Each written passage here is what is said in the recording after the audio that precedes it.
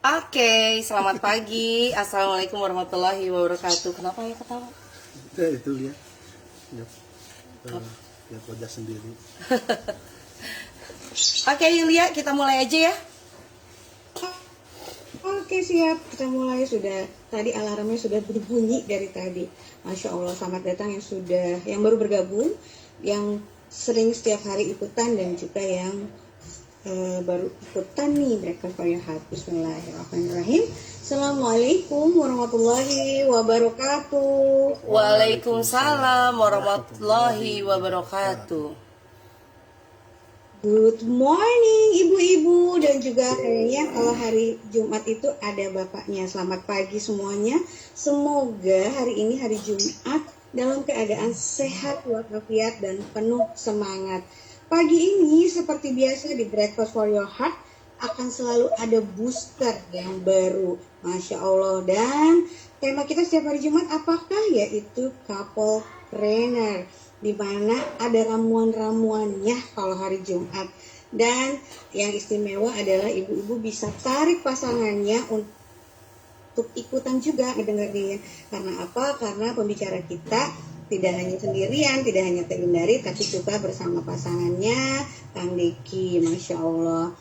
Ibu-ibu, tema kita pagi ini adalah menyayangi sama rata. Aduh, ini udah temanya aja sudah bikin gitu pagi-pagi, Masya Allah. Nah, sudah narasumber kita. Teteh, Akang apa kabar? Baik. Alhamdulillah, luar biasa. Allahu Akbar. Yeay. Kayaknya setiap hari Jumat kalau aku nanya ini, Teteh harus kompak nih sama Akang Deki nih. Jadi pada ingat semuanya. Jadi kalau misalnya Kang Zia kan pulang dari PAUD itu kayak gitu kan, alhamdulillah. Jadi ketawa tuh, ingat tuh setiap hari Jumat Kang Deki juga kayak gitu. Nah, alhamdulillah nih seperti biasa bersama Teteh dan Kang Deki untuk di couple planner. Aduh, Masya Allah, ini menyayangi sama rata. Kita udah gak sabar pengen dengerin. Mangga, Akang, Teteh. Oke, baik. Teman-teman, pagi ini saya selalu ditanya kalau pagi, kita mau ngomongin tentang apa gitu kan, Kang Riki nanya. Terus saya bilang, apa ya gitu, kadang saya lupa gitu kan tentang apa, dan baru deh saya buka chatan sama Yulia. Saya bilang hari ini tentang menyayangi sama rata gitu kan. Jadi kenapa saya ambil poin ini, karena saya ngerasa bahwa kami nih berdua menganggap bahwa keluarga masing-masing itu adalah keluarga kita. Jadi gini, saya menganggap bahwa keluarga Kang Deki itu adalah keluarga saya, dan keluarga Kang Deki, keluarga saya adalah keluarga Kang Deki. Jadi kami itu begitu disatukan dalam sebuah ikatan pernikahan, tidak ada lagi yang namanya ipar, itu adalah mertua, itu adalah kerabatnya Kang Deki, bukan kerabat saya, tapi kami menyatu menjadi satu keluarga besar. Yaitu yang saya bilang menyayangi sama rata. Lalu yang kedua yang saya pelajari dari Kang Deki itu adalah bagaimana cara dia menyayangi ibunya, dan kemudian juga mengatakan kepada saya sebagai istrinya, Bun ridho ya kalau saya itu akan selalu mengutamakan ibu dulu ya sebelum semuanya. Ya, dan saya baru memahami sekali karena kemudian Kang Deki juga mengatakan bahwa seorang anak lelaki itu adalah anak ibunya sampai kapanpun. Walaupun dia sudah menikah, memiliki istri, tapi peran dia kepada seorang ibu itu adalah sesuatu yang paling utama. Nah, sedangkan saya sering sekali mendengar dan membaca ada seorang istri yang sering sekali marah atau keberatan ketika suaminya sayang banget sama ibunya, atau mengutamakan ibunya, misalnya ngasih uang ke ibunya, atau pengen ibunya tinggal barengan sama dia, atau apapun gitu. Itu menjadi satu bencana kalau saya lihat ya. Ada menantu perempuan yang tidak memahami bahwa sebetulnya suami yang dia nikahi adalah seorang anak lelaki, yang sampai kapanpun anak lelaki itu adalah anak ibunya, yang dia itu harus mengurus ibunya dan selalu berbakti pada ibunya. Ini berbeda banget dengan kita yang perempuan. Kalau saya anak perempuan nih, ya dinikahi sama Kang Deki, langsung diambil dari rumah saya, dan saya mau apapun harus ngomong sama beliau sebagai suami kita. Jadi ada perbedaan yang sangat besar antara seorang laki-laki dan seorang istri atau seorang perempuan. Ya, dimana kalau seorang perempuan dia malah bisa dibilang ada sebuah cerita, ya, bahwa seorang anak perempuan dia sudah menikah, kemudian diberitahu bahwa ibunya sedang sakit, kemudian suaminya sedang berjihad, lalu anak perempuan itu tidak bisa menemui ibunya karena belum minta izin sama suaminya, ya, sampai ibunya meninggal. Dosa nggak seperti itu? Tidak, karena anak perempuan itu izinnya itu ada di suami. Justru dia akan berdosa ketika dia keluar rumah tanpa izin suaminya, apalagi suaminya sedang berjihad seperti itu. Jadi dari sini aja beda ya teman-teman ya, antara suami dan istri. Ya, kalau anak lelaki begitu, ya, kalau bahkan bisa dibilang anak lelaki itu mungkin kalau istrinya tidak mengizinkan, tapi dia punya kewajiban untuk berbakti pada ibunya, dia akan harus tetap berbakti kepada ibunya. Ya, jadi itulah perbedaannya. Nah, ini yang saya lihat dari pernikahan kami ya. Saya lihat sampai sekarang itu Kang Deki begitu menyayangi ibunya dan mengutamakan ibunya, sampai ketika suatu saat ibunya ada di rumah sakit, Kang Deki itu izin kepada saya untuk menemani ibunya di rumah sakit. Ya, selama 4 hari apa 3 hari waktu itu ya. Dia bilang, "Bun, maaf ya, aku kerjanya di rumah sakit sambil nemenin mama." Dan selama 4 hari itu beliau yang menemani ibunya di rumah sakit. Sampai seperti itu. Dan tidak perlu kita sebagai istri juga cemburu atau seperti apa, karena memang itu sudah menjadi tanggung jawab seorang anak lelaki. Nah, ini pun sebetulnya akan diadaptasi oleh anak lelaki kita. Untuk teman-teman yang memiliki anak lelaki, kemudian anak lelaki tersebut itu nanti akan tetap menjadi anak kita sampai kapanpun juga, Amar itu mulai belajar dan mulai didekatkan dengan kisah-kisah bagaimana ayahnya itu selalu mendekat kepada ibunya. Ya, gak ada tuh Kang Deki itu maksudnya ibunya pengen apa aja menolak gitu. Bahkan ibu saya sendiri pengen apa aja Kang Deki itu tidak pernah menolak. Itu yang saya bilang menyayangi sama rata. Dan itu juga yang sekarang Amar lihat, bahwa kalau misalnya Amar nih ya udah agak beda nih, misalnya membantah kepada saya. Kang Deki itu suka nanya begini, "Amar suka lihat nggak ayah bantah mama atau bantah Nin? Ya, suka lihat nggak ayah bentak bunda?" Nggak pernah. Terus kenapa dong Amar bentak bunda? Kasihan kan bundanya. Nah, kayak gitu. Amar itu nanti itu yang paling akan menjaga bunda itu adalah Amar, karena Amar itu adalah anak lelaki yang sampai kapanpun ya, sampai Amar punya cucu pun tapi bunda masih ada, Amar itu anak lelakinya bunda yang harus jaga bunda. Nggak ada urusan sebetulnya kalau kita ngomongin istri yang nggak setuju anak lelaki atau suaminya itu ngurus ibunya, itu nggak ada urusannya, karena suami kita itu harus tetap mengurus ibunya sampai kapanpun. Ya, itu yang saya pahami dari Kang Deki. Dan mungkin kita bisa tanya sama Kang Deki, apa sih dan dari mana kekuatan Kang Deki, pengalaman Kang Deki sebegitu baiknya atau sebegitu apapun ya, ke ibunya itu, ibunya yang nomor 1. Kita dengarkan dari Kang Deki, silakan. Bismillahirrahmanirrahim. Assalamualaikum warahmatullahi wabarakatuh. Alhamdulillahirrabbilalamin. Wabihi nasta'inu ala umuri dunya waddin. Wassalatu wassalamu ala asrafil anbiya'i wal mursalin. Allahumma salli ala Muhammad wa ala ali Muhammad.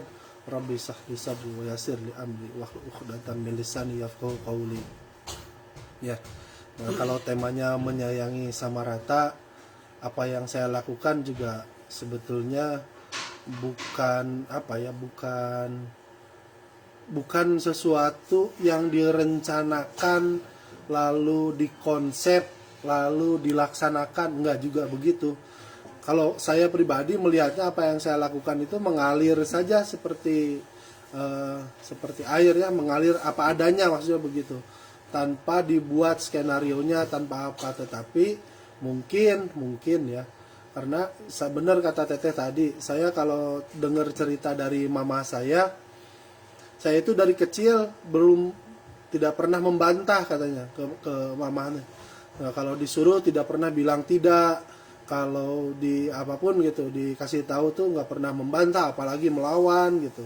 Nah, dari kecil mungkin juga karena sejak kecil mengaji, mendengarkan ceramah dari ustadz-ustadz, dikasih wejangan, dikasih apa, mungkin itu yang nempel sejak kecil. Harus menghormati orang tua. Nah, begitu beranjak remaja dan dewasa, nambah lagi ilmunya, baru tahulah fadilah-fadilah memuliakan orang tua itu seperti apa. Saya ditinggal bapak itu meninggal tahun 2000, waktu umur saya ketahuan jadinya nanti ya umurnya berapa. Ya lulus SMA lah, umur 20 tahun. Nah, ketika saya bekerja, saya itu beberapa kali ditawari oleh pimpinan perusahaan untuk pindah ke kantor cabang di luar kota. Pindah ke luar kota, mutasi dengan tambahan fasilitas ini, tapi saya selalu menolak. Suruh pindah ke luar kota, pegang kantor cabang lain sebagainya, ngurusin ini itu, fasilitasnya ini, saya nggak mau gitu. Saya nggak mau. Akhirnya kan ditanya, kenapa tiap kali disuruh keluar kota kok pindah kerja di luar kota nggak mau. Waktu itu saya bilang alasannya cuma satu, saya nggak mau ninggalin ibu saya. Karena ibu saya, orang tua saya tinggal satu, dan saya anak laki-laki satu-satunya gitu. Jadi saya harus dekat sama ibu saya untuk menjaganya, untuk apanya gitu. Nah, kebiasaan memuliakan orang tua itulah yang saya bawa sampai ke jenjang pernikahan. Ketika saya menikah, saya punya mertua yang qadarullah juga sama, Tein juga bapak sudah meninggal juga, jadi kami ini sama-sama hanya menyisakan satu ibu. Maka dengan persamaan itu mungkinnya atau bagaimanapun, saya belajar ketika awal menikah itu memperlakukan mertua, ibunya, mamanya Tein itu seperti saya memperlakukan ibu saya. Kenapa begitu? Karena saya punya keyakinan bahwa mama mertua juga sama. Seorang ibu yang punya anak, seorang perempuan, seorang manusia yang tentu saja memerlukan perhatian, kasih sayang dari anak-anaknya gitu. Nah, saya mencoba berlaku sama gitu, meskipun mungkin pada kenyataannya memang pasti tidak akan sama persis. Tetapi saya ingin apa yang mama saya rasakan, perlakuan dari saya itu dirasakan juga oleh ibu mertua saya. Jadi memang kalau mamanya Tehin itu kalau minta apa-apa nggak ke Tehin tapi ke saya gitu. Sampai dibilangnya sama saudara-saudaranya, kata mama rahimahullah, kalau saya minta apa-apa teh pasti ke adeki. Nah kalau minta ke Neng mah suka diomelin. Kalau minta ke Deki mah nggak pernah, pasti iya aja gitu. Karena saya berpikir ya selama saya masih bisa memberi, kenapa tidak gitu. Kalau mama perlu uang berapa, kasih aja gitu. Kebutuhan mama berapa sih gitu. Kalaupun mama perlu uang teh seberapa sering mama perlu uang gitu. Dan kita berdoa saja semoga selalu ada rezekinya, semoga selalu ada uangnya untuk bisa ngasih ke mama. Dan kalau memang itu yang membuat mama bahagia, maksudnya gini, kalau mama bahagia dengan kita beri uang, maka itulah yang bisa kita lakukan. Nah, hal-hal lainnya kalau mama sakit, yang pertama dihubungi saya gitu. Kalau ada apa-apa yang pertama dihubungi saya juga gitu ya. Itulah salah satu bentuk tanggung jawab dan bakti saya kepada orang tua. Termasuk juga kepada saudara-saudaranya. Baik saudara saya, bagaimana Tein memperlakukan saudara-saudara saya, adik dan kakak saya. Bagaimana saya memperlakukan kakak dan adik Tein juga. Ya kita sama-sama gitu, tetapi tidak ada yang ditutup-tutupi. Maksudnya begini, ketika saudara saya misalkan ada keperluan, saya juga tidak serta-merta langsung mengeluarkan uang atau langsung membantunya. Tetapi saya selalu bilang dulu sama teteh, ini kakak saya lagi sakit, perlu uang buat berobat gitu. Nah, bilang sama teteh pun begitu, kalau ada perlu apa-apa bilang ke saya, supaya kita saling mengetahui satu sama lain, dan juga kita saling saling bisa memaklumi. Dengan kebiasaan-kebiasaan itu akhirnya kita jadi lebih mudah ketika membantu, ketika menolong gitu. Apalagi kalau mama perlu apa-apa gitu, pada saat kita tidak punya, bukan tidak punya, pada saat kita misalkan sedang pas-pasan nih, kita uang sedang pas-pasan, tapi mama perlu gitu, udah kasih aja ke mama dulu gitu, mama dulu yang dipenuhi, biar nanti Allah yang akan mencukupi kebutuhan kita. Termasuk saudara-saudaranya, saudara-saudara saya atau saudara-saudara teteh, kalau ada perlu, ada apa, nah, selama kita masih bantu aja dulu gitu. Kalau kebutuhan kita, insya Allah nanti juga bisa, nanti Allah yang ngatur, yang memenuhinya. Kenapa? Karena saya punya prinsipnya itu, kalau kita mempermudah urusan orang lain, kita hanya berharap satu saja. Kita hanya berharap Allah yang mempermudah urusan kita. Jadi kalau kita menjadi jalan orang lain untuk mempermudah urusannya, kalau Allah sudah menolong mempermudah urusan kita, tidak ada yang sulit. Kalau Allah sudah turun tangan mempermudah urusan saya, nggak ada halangan rintangan sebesar apapun yang bisa menghalanginya. Semua jadi mudah, semua jadi ringan.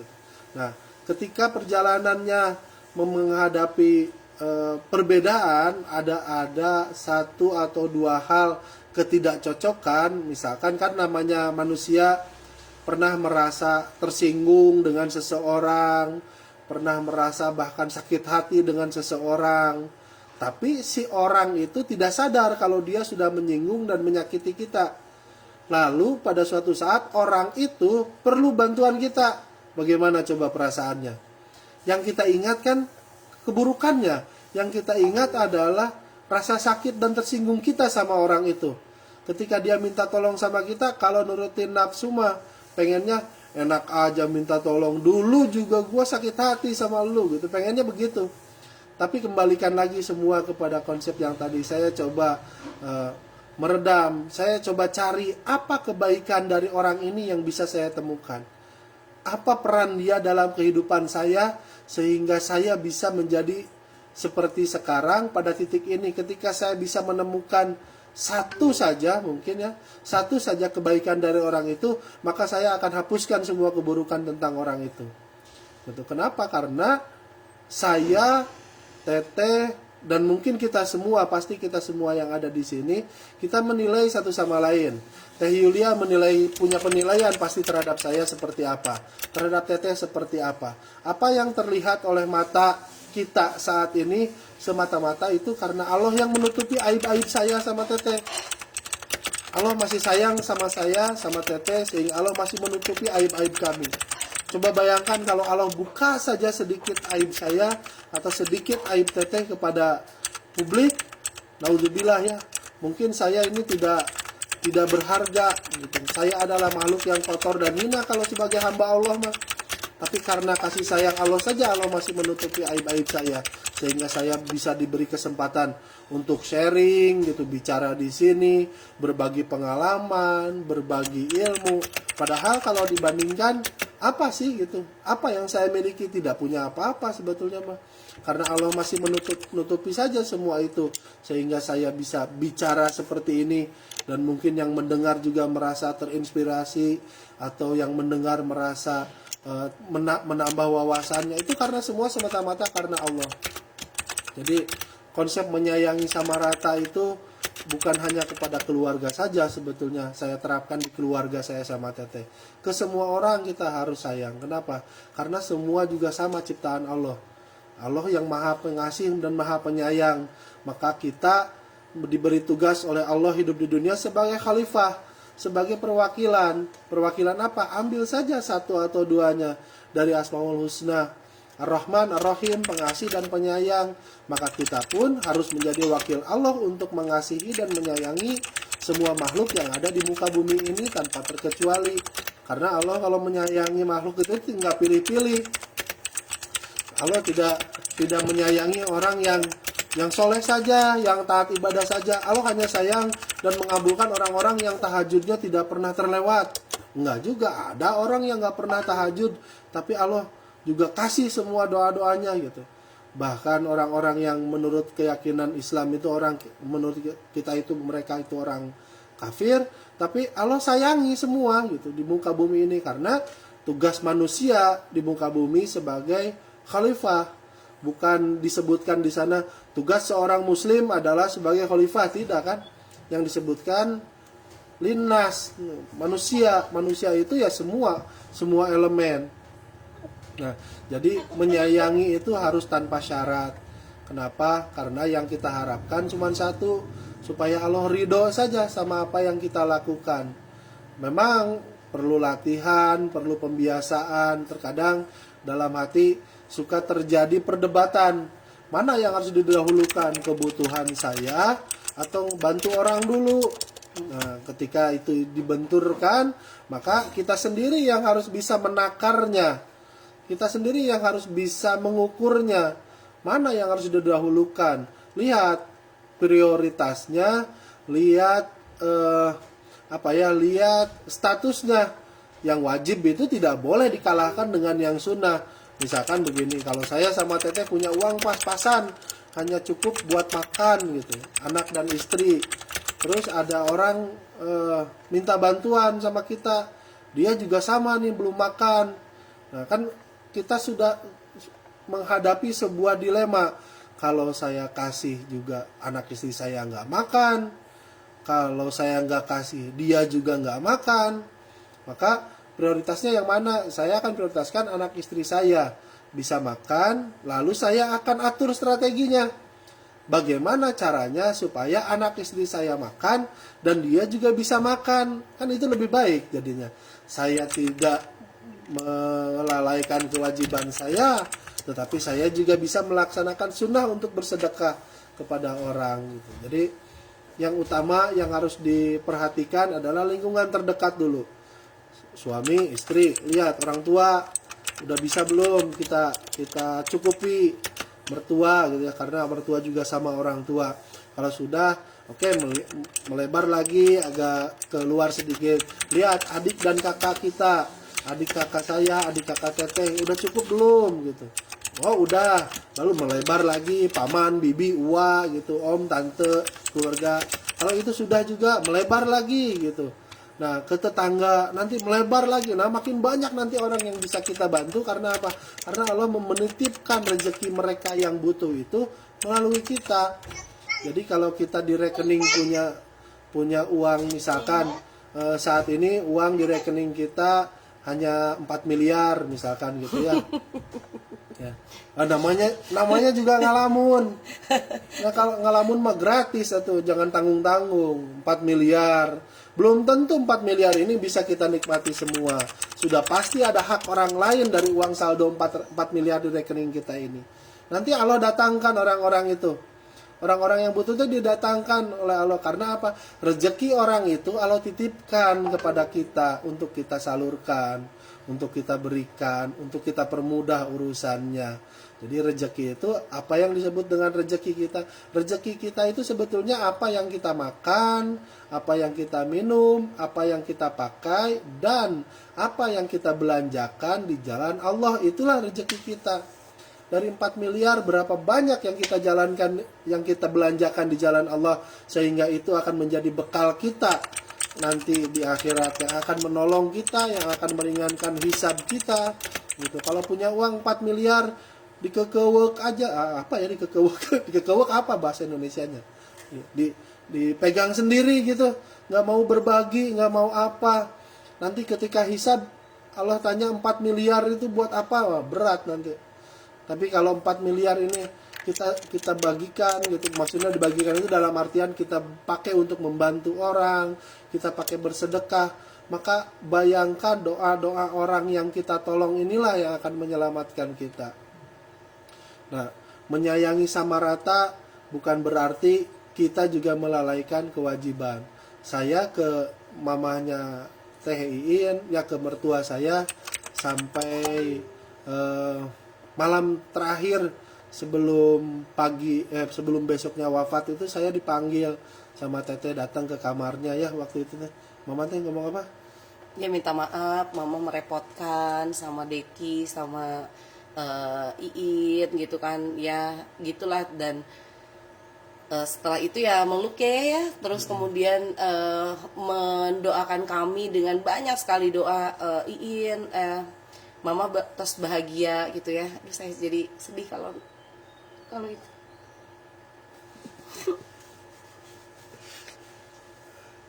Ya, mendoakan bahwa Neng mah moal susah gitu, pasti rezekina seueur, pasti bisnisnya jalan. Pokoknya banyak sekali doa yang mama berikan pada kami. Itu kalau nggak salah sekitar jam 11 ya, 11 malam. 11 malam kami dipanggil. Itu terus saya peluk, Kang Deki juga peluk mama. Dan jam 5 subuh mama koma. Jadi itu yang terakhir saya dapatkan, doa-doa yang berjuta doa dari mama. Bahkan mama pernah bilang bahwa mama bahagia karena Neng sudah punya suami yang membahagiakan gitu. Jadi dan selalu bangga sampai di akhir hayatnya itu selalu bangga pada menantunya, yaitu Kang Deki. Itu. Ya begitulah kehidupan saya sama Teteh kalau ke saudara-saudara. Jadi dan itulah yang membuat saudara-saudara kami ini tidak segan kalau datang minta tolong ke sini, kalau datang untuk minta uang atau minjem. Kalau minjem uang mah sekarang nggak pernah ya, kita nggak pernah minjemin uangnya. Mereka juga sudah pada tahu, tapi mereka itu setidaknya punya harapan. Ketika saudara ada dalam kesulitan, mereka punya harapan gitu. Nah, harapan inilah yang membuat mereka jadi semangat. Mereka punya harapan kalau datang ke Deki atau ke Iin, minimal ada solusi.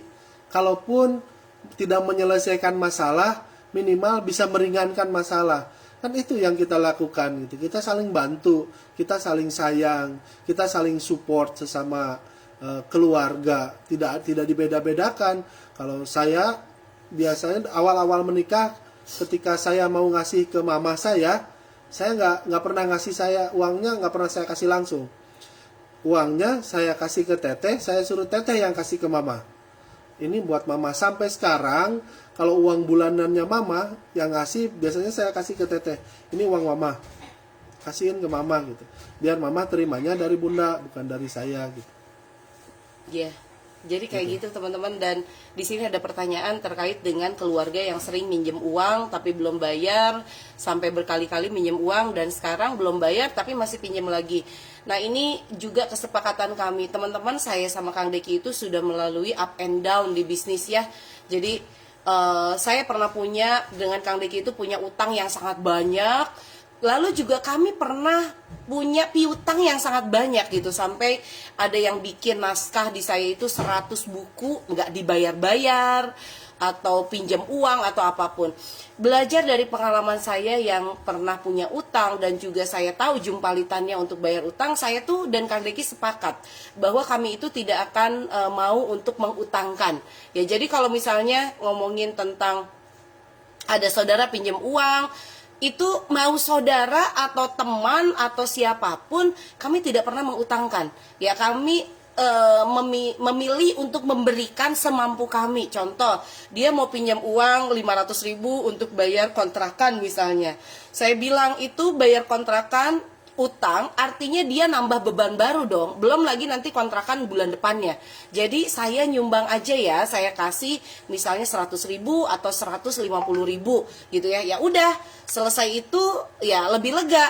Dan sekarang ini kalau saudara kita pinjam, memang tetap kita dengan pola yang sama. Bahkan yang terjadi akhirnya itu ya, kadang saudara kita itu ya jual. Nah, kalau jual sebisa mungkin kami beli, tapi memang yang kami mampu. Contoh, di kami ini banyak banget yang namanya itu jual jaket, jual sepatu bekas, jual macem-macem, pokoknya sampai sendok pun dijual ke kami, baik itu dari keluarga ataupun dari ke tetangga. Karena mereka tahu kalau datang ke tempat saya dengan hanya minjem uang, pasti nggak bakalan dikasih gitu ya, pasti nggak bakalan dikasih. Jadi mereka lebih baik jual. Kalau jual biasanya kami beli. Saya mau jual ini buat bayar listrik, kami beli gitu kan. Padahal kita juga tahu ini sepatu buat siapa ya, ini baju buat siapa. Ya udahlah, nanti kita sedekahkan lagi. Tapi itu kan sudah ada effort ya. Karena yang sering saya share kepada teman-teman, ketika Anda memiliki utang, yang harus dilakukan pertama kali adalah menyisir aset.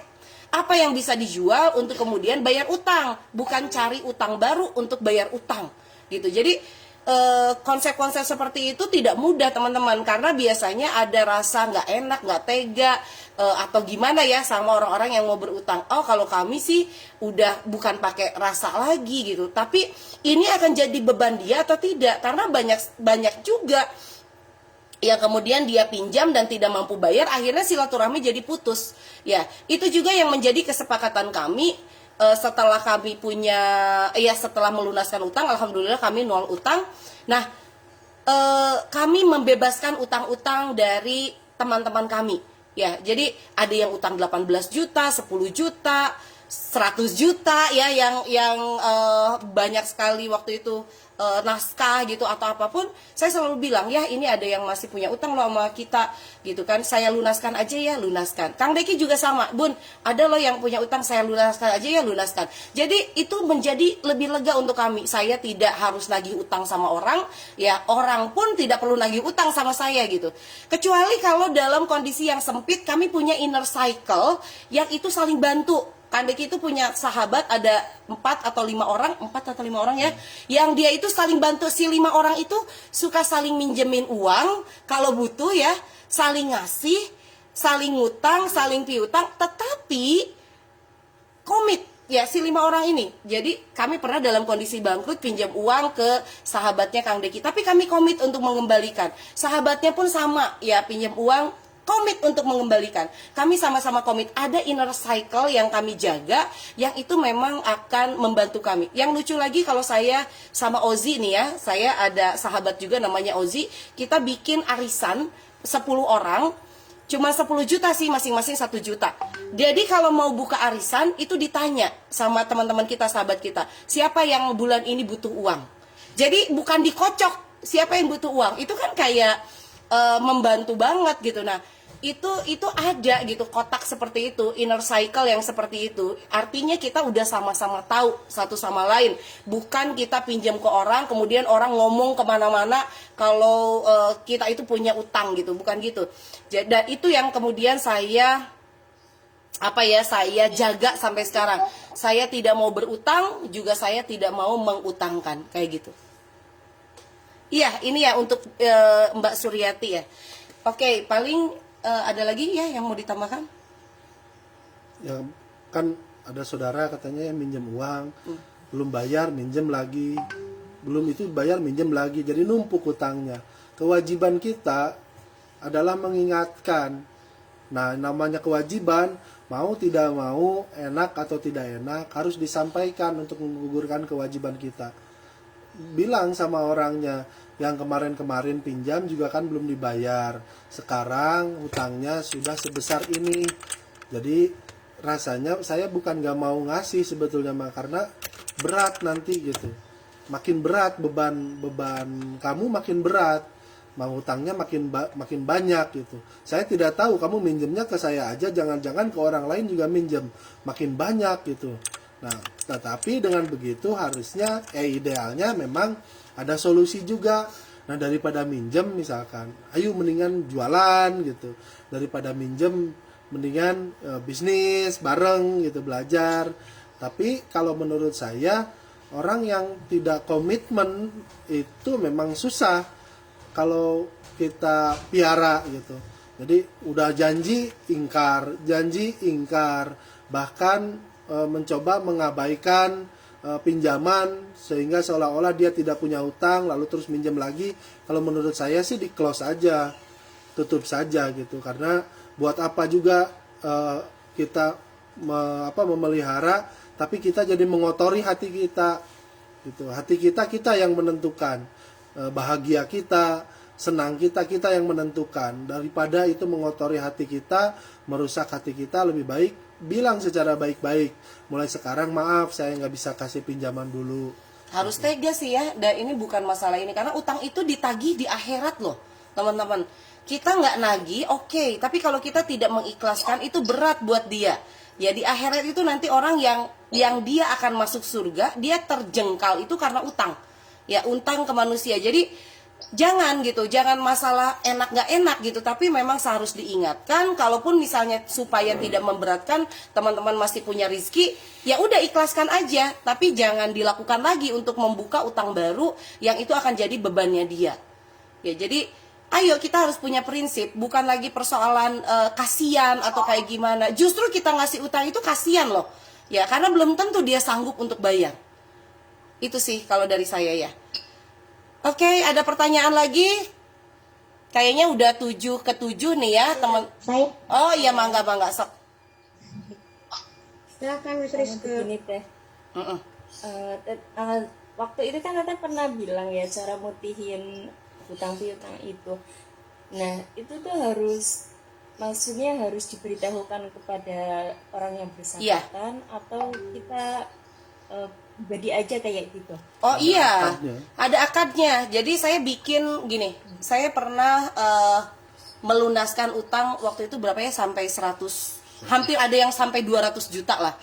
Tapi saya nggak mau mengotori hati saya dengan mikirin kapan ya dia bayar, Lalu saya sama Kang Deki itu bikin satu format ya, bahwa pihak pertamanya itu saya, pihak keduanya itu adalah dia, pihak pertama itu yang memberikan uang, pihak kedua itu adalah yang meminjamkan, yang meminjam, kemudian di situ ada angkanya berapa, kemudian dengan ini saya Indari Masdutin dan Deki Tasdikin melunaskan utang senilai sekian supaya tidak berat di dunia dan di akhirat. Ada ucapan itu loh, dan itu secara tertulis teman-teman. Saya langsung inbox atau WhatsApp ke orangnya, dari yang mulai mau 200 juta, 18 juta, 10 juta, kalau bisa ketemu secara lisan. Ya, ada yang juga secara lisan saya lunaskan, itu ada. Pernah pinjam sekian, kemudian saya lunaskan, dan itu wajib, bukan di dalam hati kita saja, tapi dia harus tahu. Dan dengan akad seperti itu, seperti halnya akad jual beli. Ya, saya beli harganya berapa, oke, terjadilah transaksi. Utang pun seperti itu. Dan saya benar-benar percaya teman-teman, saat kita merasa bahwa kita memudahkan atau melegakan orang lain, melepaskan beban orang lain yang mungkin orang nggak sanggup bayar untuk kita akan dimudahkan oleh Allah. Dan saya yakin kemudahan-kemudahan yang saya dapatkan sekarang ini bisa saja karena mereka yang saya lunaskan utangnya, kemudian dia berdoa sampai tembus langit. Mudah-mudahan Teh Indari bisa lebih banyak lagi, bisa mendapatkan lebih banyak daripada utang yang pernah saya pinjam sama Teteh. Ya akhirnya itu ya, kemudahan-kemudahan itu. Jadi akadnya harus ada. Dia harus tahu, kita harus tahu. Gitu Mbak Rizke. Terima kasih Teteh. Sama-sama. Mangga yang mau Teteh, nanya? boleh satu lagi? Boleh, silahkan. Sebentar. Sebelum bertanya, tolong ibu-ibu ingat yang tadi saya sampaikan. Barang siapa yang mempermudah urusan orang lain, maka Allah akan mempermudah urusannya. Jadi tolong ngasih pertanyaan, jangan yang sulit-sulit. Yang mudah-mudah aja pertanyaannya. Oke, silakan. Silakan Miss Susira apa Miss? Miss Susira kayaknya. Miss Susira, silakan Miss. Terima kasih Teh. Iya. Assalamualaikum. Waalaikumsalam. Deki, Teteh. Iya, ini saya menarik sekali tentang hutang-hutang nih Teteh ya. Karena kebetulan saya yang baru memulai bisnis, beberapa teman yang saya tawarin, tapi justru malah mau utang. Ini gimana ya menghadapi yang seperti ini, triknya gitu? Ya jangan dikasih ya tuh. Oke, Mbak Susira, saya langsung jawab aja ya, pertanyaannya udah paham. Mengutangkan adalah cara cepat bisnis kita bangkrut, percaya deh. Ya, karena apa? Kita ngelihat bahwa barang kita itu habis, tapi duitnya nggak ada. Dan ketika kita mau nagih pembayarannya, itu beribu alasan orang akan kasih. Apalagi di masa pandemi sekarang, belum gajian lah, gajian setengah lah, kepake sama SPP anak dan lain-lain. Jadi kita memang harus saklek banget sama yang namanya itu mau mengutangkan atau tidak, gitu kan? Ya kalau misalnya mau mengutangkan mah enggak, katanya ini mempermudah orang makanya boleh berutang. Enggak loh, mempermudah bukan dengan berutang. Mengutangkan orang itu adalah memberikan beban baru sama dia. Contoh, Dia mau beli lipstick, mau beli gamis, mau beli apa? Pertanyaannya, manfaatnya apa untuk itu? Ya untuk satu itu aja. Ya, akhirnya apa? Setelah gamisnya dipakai, udah lusuh, dia nggak tahu mau bayarnya di mana. Setelah lipstiknya habis, dia juga bingung, ini belum bayar nih lipstiknya. Akhirnya apa? Tiba-tiba cuman diri doang kalau kita chat, atau malah kita yang diblokir loh sama orang yang punya utang sama kita. Artinya utang itu malah membuat beban baru untuk orang lain. Dia nggak bisa bayar, dia akhirnya lari, atau dia chat blok kita atau apapun lah. Tapi kan utang itu akan terus berjalan dan dipertanggungjawabkan loh. Dia mau masuk surga, dia orangnya baik banget, kemudian wah gitu, dia mau masuk surga, di pintu surga ditanya sama Batu Sira, bilang gitu, ya Allah jangan dong, jangan suruh dia masuk ke surga, dia masih punya utang lipstik sama saya. Gila, utang lipstik aja akhirnya tercegal dia dari surga. Itulah kenapa, dan ini menjadi alasan saya untuk Kang Deki dan juga Kang Deki, bahwa saya ingin meminimalisir hisab itu, teman-teman. Ya, hisab utang piutang, hisab kepemilikan yang terlalu berlebihan gitu kan. Hisab-hisab itu yang ingin kami kurangi. Karena apa? Itu berat loh untuk kita. Jadi kalau misalnya ada teman-teman mau berutang, kita tinggal bilang aja, say, gitu kan. Mendingan gini aja deh, kamu cash, tapi nanti saya kasih tambahan hadiah. Bisa jadi itu daya ungkit untuk dapat cash. Dibandingkan kita udah berutang, harganya juga harga normal, terus kemudian nagihnya juga setengah mati gitu ya. Bahkan yang punya utang lebih galak daripada yang ngasih utang. Ya jadi seperti itulah teman-teman ya. Jadi sudah mulai belajar untuk punya prinsip hidup sendiri. Kalau Anda tidak memiliki prinsip hidup, maka Anda akan, mun orang Sunda mah, diganggayong ku kehidupan ya. Kalau Anda tidak keras pada diri Anda sendiri, maka dunia yang akan keras pada Anda. Jadi kalau Anda lihat ada orang-orang yang dia kemudian sekarang ini hidupnya tidak bahagia atau tidak sukses, itu karena dia tidak keras sama dirinya sendiri. Tidak keras untuk belajar, tidak keras memiliki prinsip hidup. Dia hanya mengikuti yang ada. Ya, itu. Itu ya, Mbak Tusira. Oke, iya Teh, terima kasih Teh pencerahannya. Iya, sama-sama. Oke, satu lagi pertanyaan dari Mbak Siti. Atau siapa ya tadi yang mau nanya? Oh, Miss Lili nih. mau Ada 2 orang gitu yang mau nanya. ya udah 2 orang, Mbak Desi sama Mbak Siti ya, yang tadi ya. Ini Miss Mila juga buka mic nih. Oh, 2 lagi. Miss Lila, see you tomorrow ya kalau mau nanya lagi. Oke, Mbak Siti sama Mbak Desi aja, mangga. Mbak Siti Aniroh. Tadi udah mau nanya. Udah. Oh, udah ya? Tinggal ini. Oh, Mbak Desi. Oke, Mbak Desi. Ini Mbak Desi saya sambil gini-gini soalnya sambil pamer. Oke. Oke, Mbak Desi, mangga. Dain Kang Deki, sehat Waalaikumsalam. ya. Pokoknya mah aku mah kalau hari Jumatnya senang pisan. Ini sampai nangis wae. Suaminya juga ikut ya? Ya ikut di sebelah. Senang banget lihat Teh Indari sama Kang Deki, ini menginspirasi kami banget. Teh, aku mau nanya yang hutang gitu ya. Saya yakin banget Teteh sama Kang Deki banyak juga yang akhirnya ya udahlah diikhlasin gitu ya. Itu ada ini Teh kriteria kita siapa yang harus kita ikhlasin sama yang enggak gitu. Oke. Kriterianya sebetulnya kalau saya kemarin gini loh, Mbak Desi, saya pernah melunaskan utang yang hampir 200 juta. Itu bukan orang yang nggak bisa bayar utang loh. Ya, itu adalah salah satu tokoh yang nggak perlu saya sebutkan. Ya, itu adalah salah satu tokoh, dia punya utang ke saya untuk jasa yang saya berikan udah jadi. Ya, hampir 200 juta. Saya lihat dia mondar-mandir kok di sosial media. Di TV? Di TV juga ada gitu ya. Karena saya memang nanganin tokoh, tapi saya kan nggak perlu kayak artis yang sekarang itu selebgram yang kemudian saling tagih di Instagram gitu kan. Saya nggak perlu kayak begitu. Saya bilang, saya lihat kok, Pak, saya lihat Bapak ini, saya ucapkan selamat dan lain-lain, tapi dia kok nggak bayar-bayar ya sama saya. Akhirnya ya saya sepakat sama Kang Deki, jangan bikin hati kita ini kotor gitu. Lihat dia terus, kita ingat lagi sama utang kita. ya udahlah, dia sebenarnya sanggup bayar tapi mungkin tidak mau bayar. Terus buat apa kita ngotorin hati kita dengan menunggu dia untuk membayar? Ya udah, saya bikin itu. Ya saya langsung bikin, kasih ke dia, ya sudah selesai.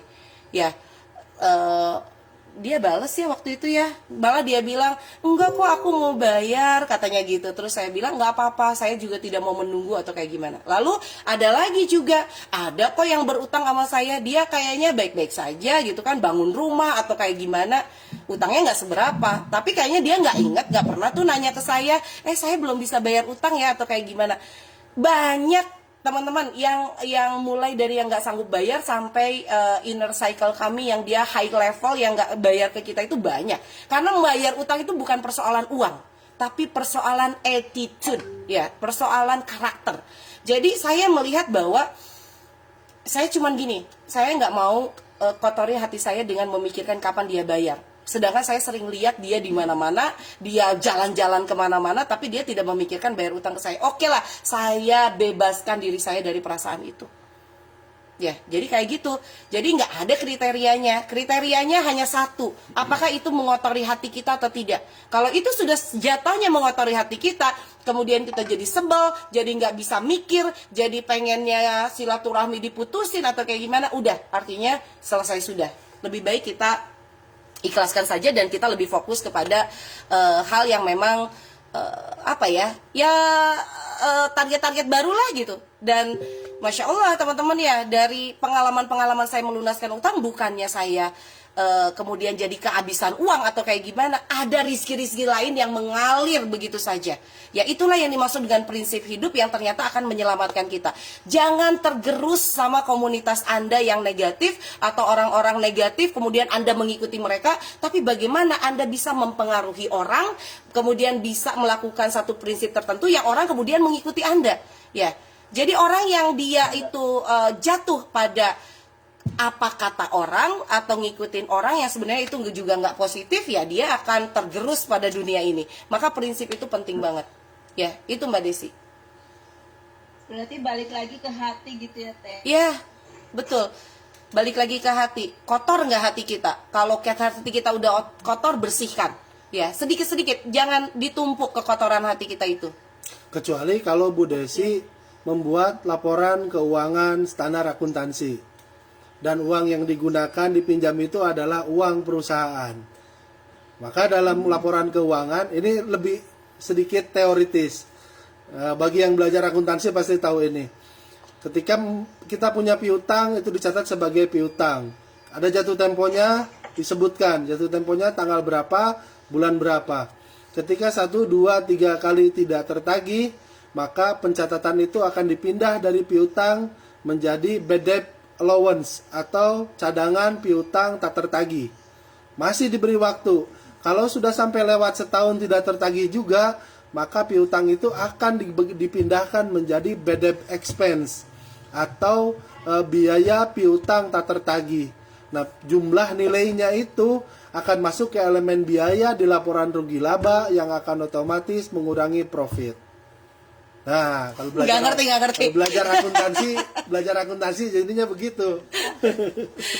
Jadi kayak gitulah ya teman-teman, ini mah kaitannya sama hati. Kalau udah ngotorin hati, udahlah jangan ya. Kita juga kalau sama pasangan udah agak kotor dikit harus dibersihkan.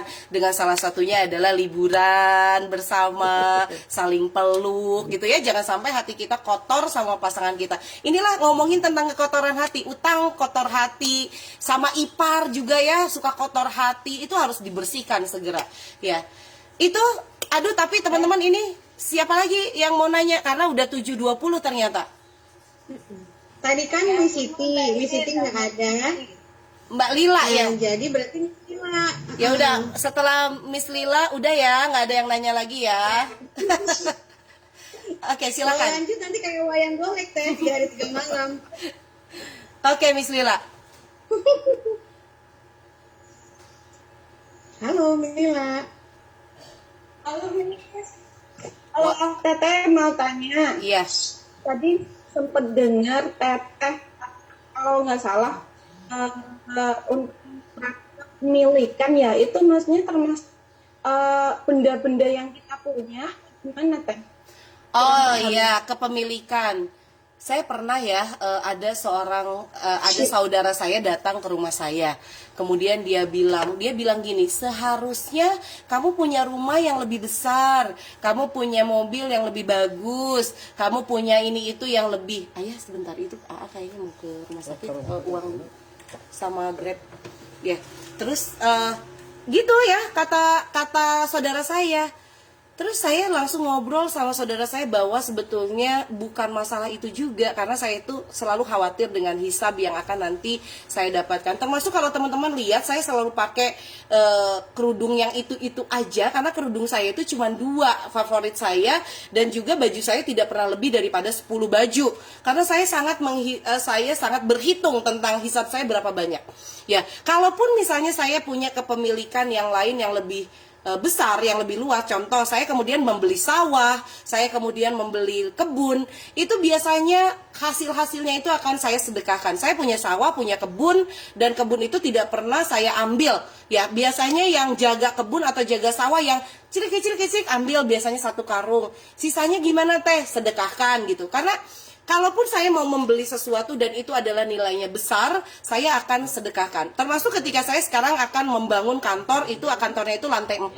Saya di sana sudah menyediakan satu tempat di mana nanti kalau saudara saya bisa tinggal di sana, kemudian juga ada tempat untuk mes karyawan gitu. Jadi saya meminimalisir kepemilikan saya itu, ya udahlah saya mah segini aja. Mobil saya ya itu aja, rumah saya ya masih rumah pertama yang saya beli gitu. Itu kepemilikan. Jadi membiasakan saya tidak rakus sama duniawi. Itu sih Mbak Lila kalau saya. Ya Teteh, makasih pencerahannya. Sama. Membantu. Sama-sama. Jadi teman-teman mohon ya, untuk teman-teman yang sekarang ini suka banget koleksi baju, sepatu. Kalau teman-teman lihat ya di TV itu artis sampai khusus gitu ya kamarnya untuk itu. Ya mungkin itu karena profesinya dia ya yang harus selalu tampil. Tapi atuh kita mah apa atuh ya? Ya kita mah nampil di TV aja nggak pernah gitu kan? Kita mah cuman arisan kayak begitu. Sepenting itukah kita mengoleksi baju, mengoleksi sepatu, mengoleksi apapun gitu ya? Daripada kita koleksi-koleksi itu yang nanti akan menjadi hisab buat kita, lebih baik, lebih bermanfaat. Untuk apa? Anak yatim ya, untuk apa lagi? Apapun ya. Ya yang intinya adalah itu menjadi hisab. Dan satu lagi, karena ini mumpung hari Jumat ya, kayaknya Jumat kemarin itu saya ngomongin tentang sedekah. Nggak banyak tuh yang tergerak untuk sedekah. Hayo. Ya ini hari Jumat loh, saatnya bersedekah. Saya punya ratusan anak asuh yang teman-teman bisa untuk bersedekah. Jadi nanti Yulia, kalau ada temennya yang mau sedekah hari Jumat, ya silahkan infak sebisa Anda, semampu Anda, dan yang terbaik untuk Anda saat ini, untuk membantu Anda kelak di akhirat nanti. Assalamualaikum warahmatullahi wabarakatuh. Waalaikumsalam warahmatullahi wabarakatuh. Makasih Teteh ilmunya. Sama-sama. Masya Allah.